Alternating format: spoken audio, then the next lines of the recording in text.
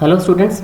आज के इस लेक्चर में हम पढ़ने जा रहे हैं होमोजेनियस हाइड्रोजनेशन ऑफ ऑलिफिन्स और अल्केन्स यूजिंग विल्किंसन कैटलिस्ट। ये एक बहुत इंपॉर्टेंट टॉपिक है ऑर्गेनेलिक केमिस्ट्री का। इस टॉपिक में हम पहले तो इन्फॉर्मेशन लेंगे व्हाट इज़ विल्किंसन कैटलिस्ट, क्या क्या इसके इंपॉर्टेंट फीचर्स हैं, ज्योमेट्री क्या है, इलेक्ट्रॉन काउंट क्या है, ऑक्सीडेशन स्टेट क्या है। फिर हम पढ़ेंगे what is the mechanism of this hydrogenation process, कौन कौन से फैक्टर्स हैं जो रेट ऑफ हाइड्रोजनेशन को अफेक्ट करेंगे, and what is the selectivity of the catalyst, कौन कौन सी अल्केन्स को ये प्रेफरेबली हाइड्रोजनेट करेगा as compare to other one. तो initially we should must know what is Wilkinson catalyst. So Wilkinson catalyst का रोहोडियम कम्प्लेक्स है जिसमें 3 ट्राइफिनाइल फॉस्फेन सब्सटेंट्स और एक क्लोरो लिगेंड है। ट्राइफिनाइल फॉस्फेन सब्सटेंट्स जैसे कि आपको पता है ट्राइफिनाइल फॉस्फेन जो है ये फॉस्फेन का डेरिवेटिव है। तो इसमें क्या है, there are 3 phenyl substituents which are attached to the phosphorus atom. Okay, तो यहाँ पे फॉस्फेन का है PH3, अगर इसके H को हटा के यहाँ पे फिनाइल ग्रुप लगा दिए जाएं then it becomes triphenyl phosphine. और इस ट्राइफिनाइल फॉस्फेन में what is there, we have one lone pair of electrons on phosphorus atom, hence it acts as a 2 electron donor ligand. The formula of the compound is, it is rhodium Cl and there are 3 triphenyl phosphine substituents. IUPAC name की अगर बात करें it is chloro tris triphenyl phosphine rhodium 1. So oxidation state of rhodium is +1. Okay, geometry is square planar as is shown and it has 16 electrons. कैसे, जो रोहोडियम है cobalt group का element है, cobalt group में 9 इलेक्ट्रॉन्स हैं, valence shell 3 triphenyl substituents हैं और हर एक सब्स्टिट्यूएंट है 2 इलेक्ट्रॉन डोनेट कर रहा है और 1 इलेक्ट्रॉन आया क्लोरीन से। सो टोटल हमारे पास आ जाएगा 9 + 6 + 1, सो वी हैव 16 इलेक्ट्रॉन्स। ये जो इलेक्ट्रॉन्स काउंट किए हैं they are according to covalent method for counting the electrons. कहाँ पर विल्किंसन कैटलिस्ट का यूज़ होता है, it is used for homogeneous hydrogenation of alkanes.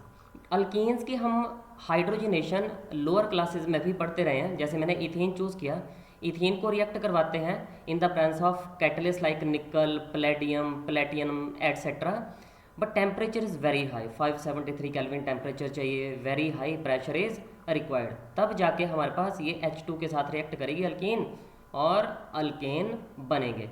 But रोहोडियम catalyst में ऐसा नहीं है। अगर मैं यहाँ पे कोई अल्कीन चूज़ कर रहा हूँ और मैं कैटलिस्ट ये यूज़ कर लेता हूँ विल्किंसन कैटलिस्ट, H2 की प्रेजेंस में it will give alkane similar to जो ऊपर हम हेट्रोजेनस कैटालिसिस में पढ़ रहे हैं। बट खासियत क्या है इसकी, what is the importance, this reaction can be carried out at room temperature and normal atmospheric pressure. तो यहाँ पे ना तो हाई प्रेशर चाहिए ना ही हाई टेम्परेचर के रिक्वायरमेंट है। और सॉल्वेंट यहाँ पे यूज़ करते हैं हम इन जनरली बेंजीन। तो ये होमोजेनस कैटालिसिस कैसे हुआ, क्योंकि जो बेंजीन है इसमें हाइड्रोजन भी डिजॉल्व कर जाएगी, अल्कीन भी डिजॉल्व कर जाएगा और विल्किंसन कैटलिस्ट भी डिजॉल्व कर जाएगा। तो सारे के सारे क्या है, सेम फेज में प्रेजेंट होंगे, that's why this is refer to as homogeneous catalysis. Now what is the mechanism or catalytic cycle. So this is the compound, it is a 16 electron compound. As we know, we have calculated the electron count and coordination number is 4. Geometry of the complex is, its geometry is square planar. Now in the very first step what happens, there is oxidative addition of hydrogen. Hydrogen is added to this compound through oxidative addition. So very first step is oxidative addition. हमने पूरा topic oxidative addition का study कर लिया है, 3 तरह के mechanism जिसके study कर लिए हैं, इट इज कंसर्टेड, रेडिकल और SN2 mechanism. Okay, so this is for you, you will tell me यहाँ पे प्रेफरेबली कौन सा मैकेनिज्म चलेगा। We are adding H2, oxidation state of rhodium is 1 as told you earlier. So after the oxidative addition we will get this compound. We have this dihydrido complex. This is dihydrido complex. Okay, और इस complex में अब oxidation state जो है रोहोडियम की वो बढ़ चुकी है, it is now 3 and coordination number is 6 and geometry is octahedral. It is clearly visible from the state. So now we have two hydrogen atoms attached as ligands to rhodium. This is the first step. In the next step, what happens? We have already studied that this H hydride ion has very strong trans effect. So it will try to remove the substituent which is present at transposition to it. So अगर हम इस hydrogen atom की बात करें, इस hydrogen के with respect to ये triphenyl phosphine सब्सटेंट है, ओके, बट इस हाइड्रोजन के ट्रांसपोजिशन पे Cl भी है, बट क्योंकि Cl छोटा ग्रुप है, यहाँ पे रिपल्शन स्टैटिक हिंड्रेंस ज़्यादा नहीं होगी, बट ट्राइफिनाइल फॉस्फेन क्योंकि ग्रुप बड़ा है तो इसमें स्टैटिक हिंड्रेंस का मैग्नीट्यूड ज़्यादा होगा, तो इस वजह से क्या होगा, triphenyl phosphine is preferably removed as compare to Cl. So Cl यहीं रहेगा बट ट्राइफिनाइल फॉस्फेन यहाँ से रिमूव हो जाएगा. So there is loss of this triphenyl phosphine substituent. So after the loss we will get a compound which is having now trigonal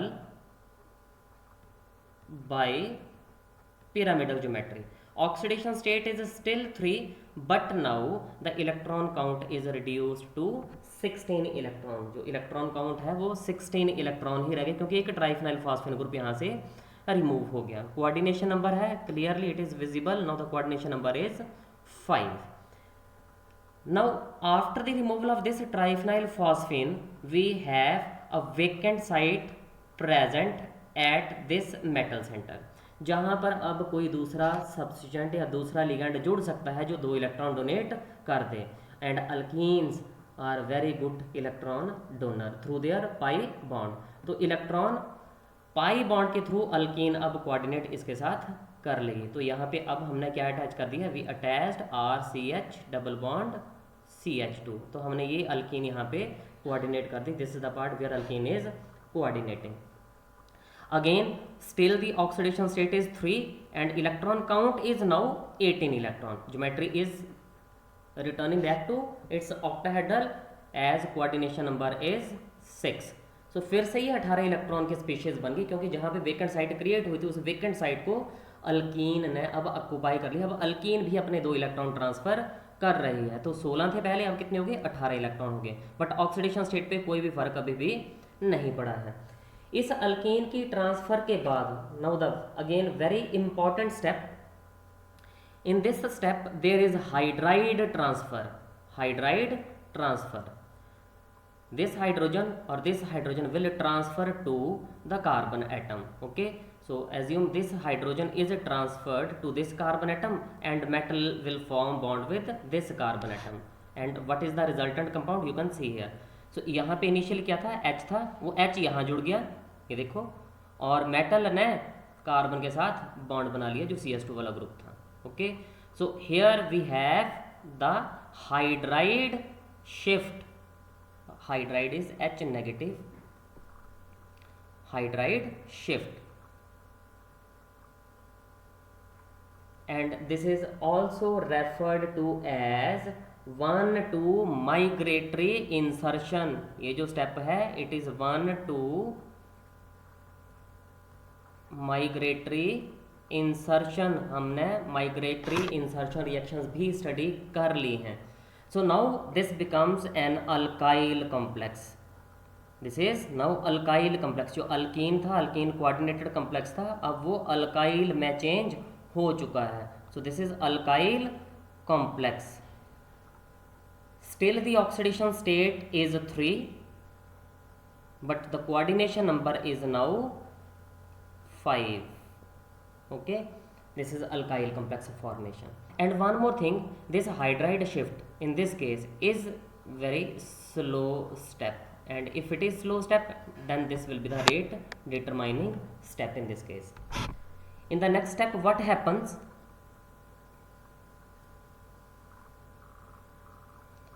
there is attachment of one of the triphenyl phosphine substituent. ये वापस से ligand जुड़ जाएगा because जहाँ से H shift हुआ था वहाँ पे क्या क्रिएट हो गई थी, वेकेंट साइट क्रिएट हो गई थी और ये 16 इलेक्ट्रॉन कम्प्लेक्स बचा था. ओके, तो एक ट्राइफिनाइल फॉस्फेन सब्सटेंट जो पहले रिमूव हुआ था वो वापस यहाँ पे कोऑर्डिनेट कर गया, ये वाला जो था. ओके, ये वापस यहाँ पे कोऑर्डिनेट कर गया. Now again it is a 16 electron complex. Okay, geometry is octahedral. Still the oxidation state is 3. Metal is in its +3 oxidation state. Now we have the final step. In the final step, what will happen? There is a removal of this H and this alkyl group, and this is referred to as a reductive elimination. This is called reductive elimination. This is very important step. Reductive elimination का मतलब है there is loss of some neutral molecule as well as the oxidation state is reduced. That is called a reduction. यहाँ पे oxidation number +3 से कितनी रह जाएगी? It will be now +1. Okay, और एलिमिनेशन किसकी हो जाएगी? सी हियर H ये जो है it will coordinate to this CH2 group and we will get RCH2CH3. So what is lost? RCH2CH3. और इन दोनों की लॉस के बाद वापस हमारे पास वही कम्प्लेक्स बन गया जो हमने जहाँ से साइकिल शुरू किया था. We have 1 Cl and 3 triphenyl phosphine substrate, 1 rhodium which is now in +1 oxidation state. तो in this way this cycle is completed. और फिर से वापस ये rhodium फिर वैसे ही ऑक्सीडेटिव एडिशन H2 की शुरू कर देगा, फिर एंड सो ऑन सो एक ट्राइफेनाइल फॉस्फेन यहाँ से रिमूव कर देगा, एंड इस तरह से ये प्रोसेस चलता रहेगा. ये तो एक वे है इस मैकेनिज्म को रिप्रेजेंट करने का. There is another one view. According to that view what happens, first of all ये जो स्टार्टिंग कम्प्लेक्स था विल्किंसन कैटलिस्ट था, ये एक्टिव फॉर्म में चेंज होता है, and this is the active form, जिसमें क्या है एक ट्राइफेनाइल फॉस्फेन सब्स्टिट्यूएंट यहाँ से इनिशियली रिमूव हो जाता है और हमें एक ट्राई कोऑर्डिनेटेड कंपाउंड मिलता है.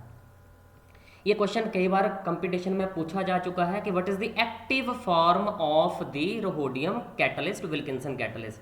सो this is the tri coordinate form which is basically a 14 electron species. ठीक है, तो ये बनती है initially according to one of the view. Okay, और इसमें फिर क्या होता है, इसमें बाद में एडिशन होती है, ऑक्सीडेटिव एडिशन होगी H2 की, and this will convert into this species. तो यहाँ पे H2 की ऑक्सीडेटिव एडिशन हो जाती है और ये फिर उसी तरह से साइकिल में आगे मूव करता है. ठीक है, सो this is the way of representation of this catalytic cycle for the hydrogenation of alkenes. तो यहाँ से अगर ओवरऑल रिएक्शन लिखनी हो, what is overall reaction? Double bond CH2 plus H2 in the presence of Wilkinson catalyst and benzene as a solvent, we will get RCH2CH3. So alkene is converted into alkane. This is hydrogenation. Now the next is कौन कौन से evidence जो support करेंगे the mechanism is occurring as we have proposed. So जैसे last step में आपने यहाँ पे पढ़ा, there is loss of triphenyl phosphine initially. But अगर मीडियम में पहले ही मैं एक्सेस में ट्राइफेनाइल फॉस्फेन ऐड कर दूं, then this process will move in a reverse direction, क्योंकि ट्राइफेनाइल फॉस्फेन मीडियम में ऑलरेडी ज़्यादा पड़ी हुई है, तो ये वापस यहाँ पे कोऑर्डिनेट कर जाएगी. ओके, अब इसकी वजह से क्या होगा कि हमारे पास वो एक्टिव फॉर्म नहीं बन पाएगी. So you can see here, ये मेरे पास कंपाउंड था, डाईहाइड्रोड कॉम्प्लेक्स था, इसमें से एक ट्राइफेनाइल फॉस्फेन अगर रिमूव कर दी जाए तो ये बनता है. तो ये तो हुआ ये वाला स्टेप माइनस ट्राइफेनाइल फॉस्फेन. बट अगर ट्राइफेनाइल फॉस्फेन ऑलरेडी मीडियम में बहुत ज़्यादा पड़ी हुई है, पहले ही हमने एक्सेस में डाल दी है, तो जो एक्सेस ट्राइफेनाइल फॉस्फेन है उसकी वजह से ये रिएक्शन रिवर्स चल पड़ेगी और ट्राइफेनाइल फॉस्फेन वापस यहाँ पे जुड़ जाएगी. इट मीन्स आगे का कैटालिटिक साइकिल नहीं चलेगा और रेट डिक्रीज कर जाएगा, एंड एक्चुअली दिस हैपन्स. तो presence of excess of triphenyl phosphine lowers the rate of the reaction. इसका मतलब क्या हुआ कि ट्राइफेनाइल फॉस्फेन लिगेंड जो है वो इनिशियली डिसोसिएशन शो कर रहे हैं कम्प्लेक्स से. जो अगला इंपॉर्टेंट पॉइंट है, हमने जो मैकेनिज्म स्टडी किया वो मैकेनिज्म स्टडी किया इन अल्कीन्स के लिए, CH डबल बॉन्ड CH2 के लिए. हमने ये मैकेनिज्म इस अल्कीन के लिए स्टडी नहीं किया. उसका रीज़न है, द रीज़न इज दैट ये जो अल्कीन है, इथीन सबसे छोटी जो अल्कीन है, it binds very strongly to the complex. ये मेटल के साथ बहुत स्ट्रांगली बाइंड कर जाती है और इसका स्ट्रांगली बाइंड करने की वजह से क्या होता है, ये आगे मैकेनिज्म को मूव नहीं करने देती, because this ethene is very strong pi acid ligand.